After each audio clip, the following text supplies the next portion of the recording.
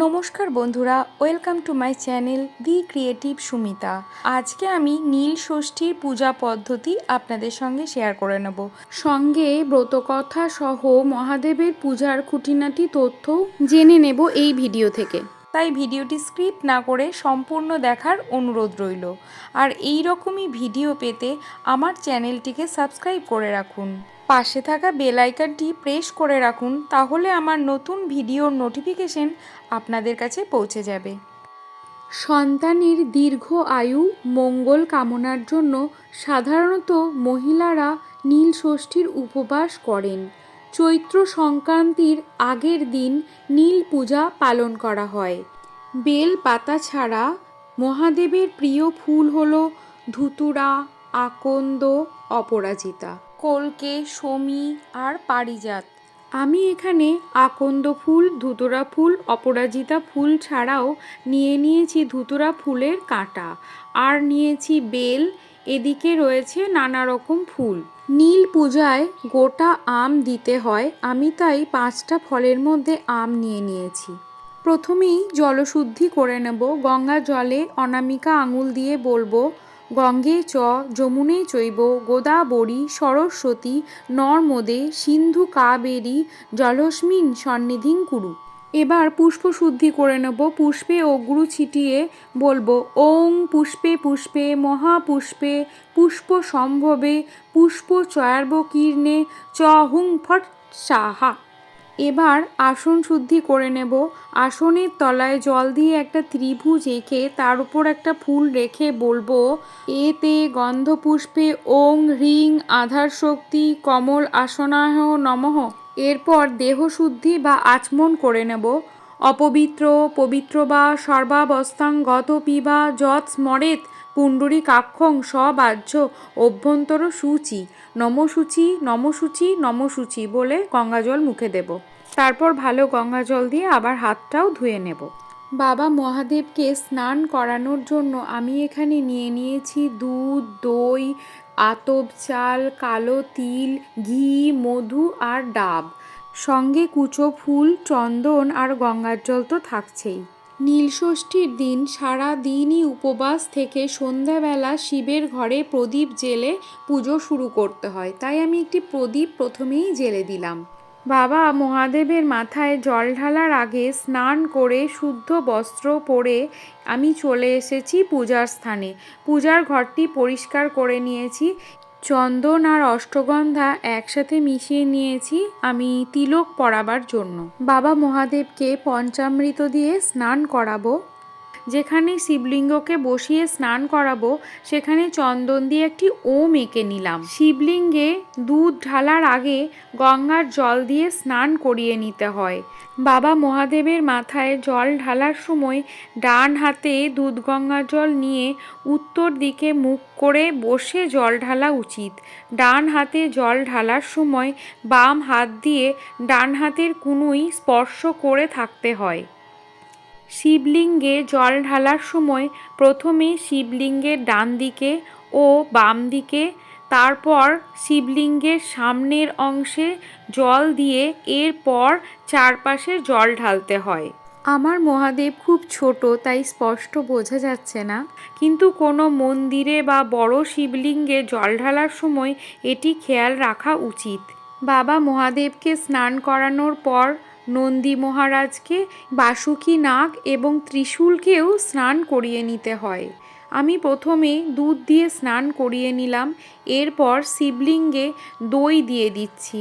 বাবা মহাদেবকে দই মাখিয়ে আবারও আমি স্নান করিয়ে নেব। বাবা মহাদেবের মাথায় জল ঢালার সময় ওম নমঃ শিবায় বলে বলে স্নান করাতে হয়। 21 বার বা 51 বার, পারলে 108 বার এই মন্ত্র উচ্চারণ করে স্নান করাতে হয়। এটাও বিশ্বাস করা হয় যে যারা এই দিনে নির্জলা বা শস্যহীন উপবাস পালন করেন তারা ভগবান শিবের আশীর্বাদ লাভ করেন। এরপর আমি বাবা মহাদেবের মাথায় ঘি ঢেলে দেব। ঘি দিয়ে স্নান করিয়ে নেব।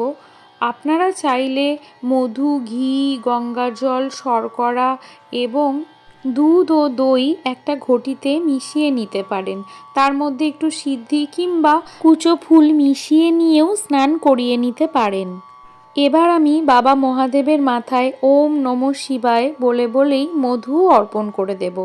এবার আমি বাবা মহাদেবকে কুচো ফুল দিয়ে স্নান করিয়ে নেব। জয় মহাদেব, জয় ভোলেনাথ। এরপর বাবার মাথায় আমি তিল অর্পণ করলাম। বাকি দুধ দিয়ে বাবাকে আমি আবারও স্নান করিয়ে নিলাম। শিবলিঙ্গে তিল অর্পণ করলে সমস্ত পাপের বিনাশ হয়, আর শিবলিঙ্গে চাল অর্পণ করলে ধন সম্পত্তির প্রাপ্তি হয়, তাই আমি চালও অর্পণ করে দিলাম। শিবলিঙ্গে দুধ অর্পণ করলে আরোগ্য প্রাপ্তি হয়। দুধ দিয়ে বাবা ভোলেনাথকে স্নান করিয়ে নিলাম।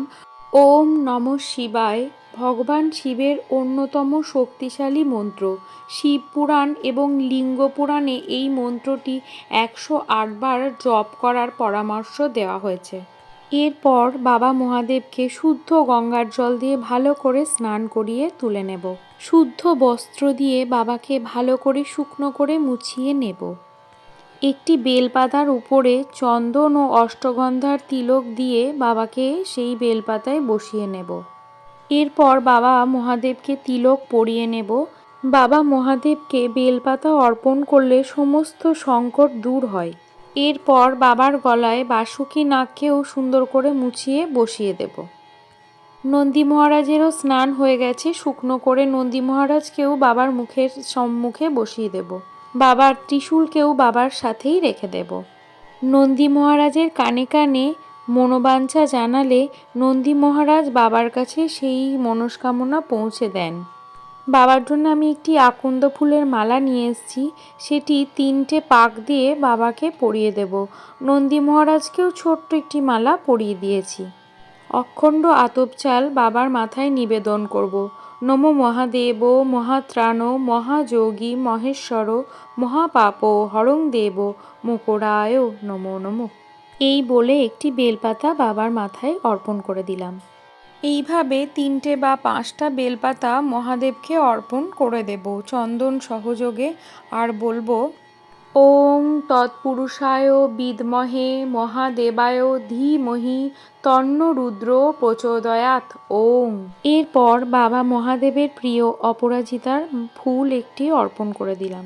বেলপাতা ভালো করে ধুয়ে নিয়ে চন্দন সহযোগে বাবাকে নিবেদন করা উচিত। শিবপুরাণ অনুযায়ী সোমবার বা চতুর্দশী তিথিতে বেলপাতা তুলতে নেই।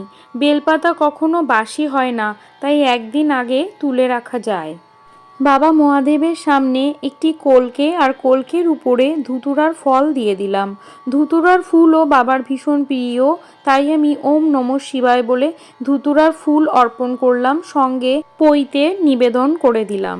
মহাদেবের প্রিয় ফল বেল বাবাকে অর্পণ করে দিলাম। জয় শিবশম্ভু, জয় ভোলেনাথ। নীল পূজাতে কাঁচা আম নিবেদন করাও খুব শুভ, তাই বাবার জন্য গোটা 5টা ফলের মধ্যে আমি একটা কাঁচা আমও নিবেদন করে দিলাম। ফল দিয়ে মহাদেবের ভোগের থালা সাজিয়ে নিলাম। সারা দিন উপোস করে সন্ধ্যাবেলা বাবাকে স্নান করিয়ে পুজো আরতি করার পর চরণামৃত খেয়ে এই ফল প্রসাদ খাওয়া হয়। বাবার জন্য 4 রকমের সন্দেশ নিয়ে নিয়েছি, আর নিয়েছি বাবার প্রিয় বেল, যেটা আমি ভেঙে দিচ্ছি। উপসীরা পুজো শেষে এই বেলের শরবত করেও খেতে পারেন। এই দিন রাতে অনেকেই সাবু মাখাও খায়। বাবার আটনে সুগন্ধি হিসাবে একটু অগরু ছড়িয়ে দিলাম। নীল ষষ্ঠীর একটি প্রচলিত কথা আছে, নীলের ঘরে দিয়ে বাতি জল খাও গো পুত্রবতী। নীলের ঘরে বাতি বলতে শিবের ঘরে প্রদীপ জ্বালানোকেই বোঝানো হয়। সন্তান সুখের জন্য আর তার দীর্ঘায়ুর জন্য এই পুজো মেয়েরা করে থাকেন। চৈত্র সংক্রান্তির আগে অর্থাৎ চড়ক উৎসবের আগের দিন নীল ষষ্ঠী পালিত হয়। গ্রাম বাংলায় নীল সন্ন্যাসীরা শিব ও দুর্গার ভক্তেরা পুজোর সময়ে নীলকে সুসজ্জিত করে গীতিবাদ্য সহযোগে বাড়ি বাড়ি ঘোরান ও ভিক্ষা সংগ্রহ করেন। মহাদেবের উদ্দেশ্যে যে কাঁচা আমটি আমি নিবেদন করলাম, প্রকৃত অর্থে তা শিবলিঙ্গের পীঠভাগে অর্থাৎ গৌরী পীঠে নিবেদন করা হয়। নীল ষষ্ঠীতে শিব পার্বতী ও ষষ্ঠী দেবীর একত্রে পূজা হয়। এবার আমি পুষ্পাঞ্জলি দিয়ে নেব। ওম নমো নমো তৎসদস্য চৈত্র মাসে শুক্ল পক্ষে প্রতিপদ্যন্তি তীর্থৌ মধুকুল্ল গোত্রা শ্রীমতী সুমিতা শিবশক্তি ষষ্ঠী প্রীতি কাম দেবশক্ত নীল ষষ্ঠী ব্রতমহং করিষ্যে। ওম নমঃ শিবায়। চন্দন বেলপাতা ফুল সহযোগে বলবো এষ সচন্দন পুষ্পবিল্ল পত্রাঞ্জলি নমো নীলকণ্ঠায় নমো। দ্বিতীয়বার ফুল বেলপাতা নিয়ে বলবো ওম এষ সচন্দন পুষ্পবিল্ল পত্রাঞ্জলি নমো নীলচণ্ডিকায় নমঃ। চন্দন সহযোগে আবারও ফুল বেলপাতা নিয়ে বলবো ওম এষ সচন্দন পুষ্পবিল্ল পত্রাঞ্জলি নমো ষষ্ঠী দেবীয় নমঃ। একটি ফুল নিয়ে নৈবেদ্য নিবেদন করার জন্য বলবো নৈবেদ্যাং নিবেদয়ামি। এরপর শিবের প্রিয় বাহন নন্দী মহারাজ এবং বাসুকী নাগের উদ্দেশ্যে ফুল নিবেদন করব। জয় নন্দী মহারাজের জয়, জয় বাসুকী দেবতায় জয়, জয় ত্রিশূলায় নমঃ। মহাদেবের প্রণাম মন্ত্র। নমঃ শিবায় শান্তায় কারণেত্রয় হে তবে নিবেদয়ামি চাত্মানং তং গতি পরমেশ্বর। মহাদেবের ক্ষমা প্রার্থনা মন্ত্র। ওং যদক্ষরং পরিভ্রষ্টং মাত্রাহীনঞ্চ যদ ভবেৎ পূর্ণাং ভবতু তৎ সর্বং তৎপ্রসাদাৎ সুরেশ্বরী। এরপর আরতি করার জন্য আমি নিয়ে নিয়েছি পঞ্চপ্রদীপ, কর্পূরদানি, ধূপ, প্রদীপ এবং ধুনো। ধুনোটাও আমি জেলে নেব। আর আরতি করার আগে বলতে হবে দীপায় নমঃ, ধূপায় নমঃ। তারপর সেই ধূপ প্রদীপ দিয়ে আরতি শুরু করতে হয়। সর্বশেষে নীল ষষ্ঠীর ব্রতকথা শুনে পুজো সম্পূর্ণ হয়। নীল ষষ্ঠীর ব্রতকথা। এক বামুন আর এক বামনী ছিল, তাদের 5 ছেলে আর 2 মেয়ে। রমণী যত রকম বার ব্রত ছিল তা সব করত। ঠাকুর দেবতায় তার খুব ভক্তি, কিন্তু এত বার ব্রত করেও তার ছেলে মেয়েগুলি একে একে মরে যেত। মনের দুঃখে তারা তাই কাশিবাসী হলো। একদিন বামনী দশাশ্বমেধের ঘাটে ধ্যানে বসে ভাবছে, এমন সময় মা ষষ্ঠী বামনীর বেশ ধরে এসে বললেন, হাঁ গা, ঘাটে বসে বসে কি ভাবছ? বামনী বললে, আর মা, 7টা ছেলে মেয়ের মা হয়ে আজ সব হারিয়েছি। কতবার কত রকম ব্রত করেছি।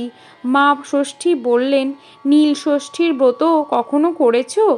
বামনী বললে, না মা, কখনো ওর নাম শুনিনি, ওর নিয়মও জানি না। মা ষষ্ঠী বললেন, চৈত্র মাস ভোর শিব পুজো করবে, তারপর সংক্রান্তির আগের সমস্ত দিন উপোস করে সন্ধ্যের সময় নীলকণ্ঠ শিবের মন্দিরে ঘিয়ের প্রদীপ জ্বেলে দিয়ে মা ষষ্ঠীকে ভক্তি করে প্রণাম করে জল খাবে। নীল ষষ্ঠী করলে মার দয়ায় আবার সব তোমার হবে। এই বলে মা ষষ্ঠী চলে গেলেন। বামনী চৈত্র সংক্রান্তিতে নীলাবতীর পুজো দিয়ে শিবের ঘরে বাতি দিল, জল খেলো। কিছুদিন পরে বামনী পোয়াতি হলো, তারপর ছেলে হলো। ছেলে মেয়েগুলি দিনের পর দিন, মাসের পর মাস বেঁচে রইল। বামুনের কাশিতে খুব সুনাম হলো। বামনী ক্রমে ক্রমে নীলষষ্ঠীর পুজো চারিদিকে প্রচার করতে লাগলো। আরতি করতে করতে আমি ভগবানের রুদ্রমন্ত্র পাঠ করে নেব। এই রুদ্রমন্ত্র পাঠ করলে মনের বাসনা পূর্ণ হয়। ওম নমো ভগবতে রুদ্রায় নমঃ।